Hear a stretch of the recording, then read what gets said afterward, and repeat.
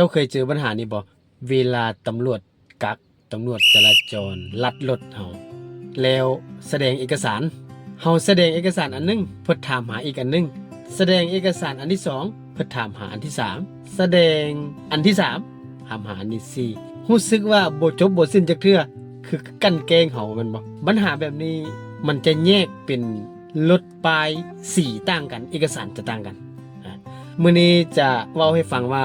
รถป้ายสีเหลืองคันสมมุติว่าอยากให้เอกสารมันครบเวลาตำรวจลัดเฮาแล้วจราจรจะบ่สามารถเอาผิดเฮาได้ในข้อของเอกสารนั้นได้บ่ได้หมายถึงว่าเฮาขับรถผิดกฎจราจรหมายถึงว่าเฮาขี่ไปปกติถูกเบิดแล้วเอกสารมีอันใดนึงที่มันบ่ครบเวลาตำรวจถามมามื้อนี้จะมาเว้าให้ฟังว่ารถป้ายเหลืองแม่นรถเอกชนนั่นบ่รถใช้ส่วนตัวของพลเรือนทั่วไปที่ใช้กันและมันต้องมีเอกสารหยังเด้สำหรับรถป้ายเหลืองจึงสามารถแก้ไขปัญหาเรื่องตำรวจปรับใหม่1คือทะเบียนแข่งทะเบียนรถอันเดียวจะขึ้นรูปให้เบิ่งได้ทะเบียนแบบนี้1ต้องมีบ่ให้เบิดอายุได้ให้กวดเบิ่งตลอดแต่ก็บ่ค่อยมีปัญหาดอกเพราะว่าอายุมัน5ปีเด้ใบทะเบียนแข่งตัวนี้สีฟ้าๆนี่อายุมัน5ปีจังได้ต่อนึงแล้วอันที่2คือกวดเทคนิคกวดการเทคนิคเดี๋ยวจะขึ้นให้เบิ่ง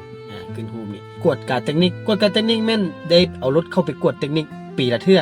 เพิ่นจะอำนวยความสะดวกให้เฮาดอกกระทรวงโยธาเพิ่นจะมีศูนย์กวดเทคนิคกระจายอยู่ทั่วประเทศอันที่3แม่นเสียค่าทา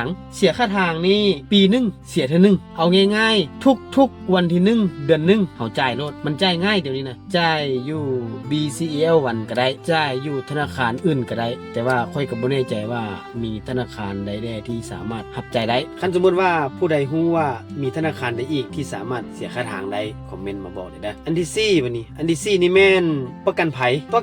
หันช่วงก่อนรู้สึกว่าจะเป็นการรณรงค์ซื่อๆรณรงค์ให้นำใช้เพื่อแก้ไขปัญหาแต่ว่ารู้สึกว่าเดี๋ยวนี้จะมีข้อบังคับออกมาแล้วแต่ว่าก็ยังบ่ 100% ได้เพิ่นยังมีอนุโลมอยู่จราจรบางท่านเวลากวดเฮาถ้ารถเฮาบ่มีประกันภัยเพิ่นก็อนุโลมบ่เป็นหยังไปได้อันที่1ทะเบียนแข็งสีฟ้านี่อันที่2แม่นกฎการเทคนิคอันที่3มันเสียค่าทางอันที่4แม่นประกันภัยอันนี้แม่นเอกสารรถ4อย่างนี่เอกสารรถต้องให้ครบบัดนี้อันที่5เอิ้นว่า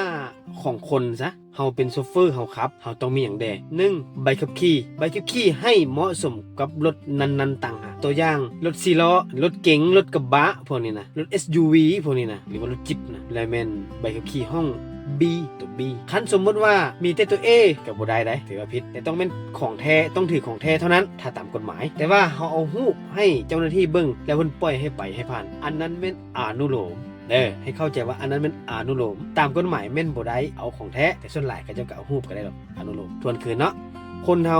เป็นโชเฟอร์เฮาต้องมีใบขับขี่ของแท้บ่ให้เบิดอายุของใบขับขี่คือ5ปีสีเหลืองๆนี่นะแล้วสำหรับรถว่ารถกระบะซะรถกระบะป้ายเหลืองต้องให้มี1ทะเบียนแข็ง2กฎการเทคนิค3เสียค่าทาง4ประกันภัยหรือว่าผู้ใดเห็นค่อยขาดตัวบกพร่องอย่างใดคอมเมนต์มาบอกเลยเด้อเพราะว่าค่อยบ่เป็นทนายบ่เป็นนักกฎหมายอันนี้แม่นเอาตามประสบการณ์มาเล่าให้ฟังเด้อเพราะว่าค่อยเฮ็ดธุรกิจรถเช่าปล่อยรถเช่าให้ไปขับเองใช่ป่ะแล้วก็อาชีพค่อยตะกี้ก็เคยเป็นโชเฟอร์รับจ้างใช่ป่ะค่อยเอาประสบการณ์นี้มาเล่าให้ฟังซื่อ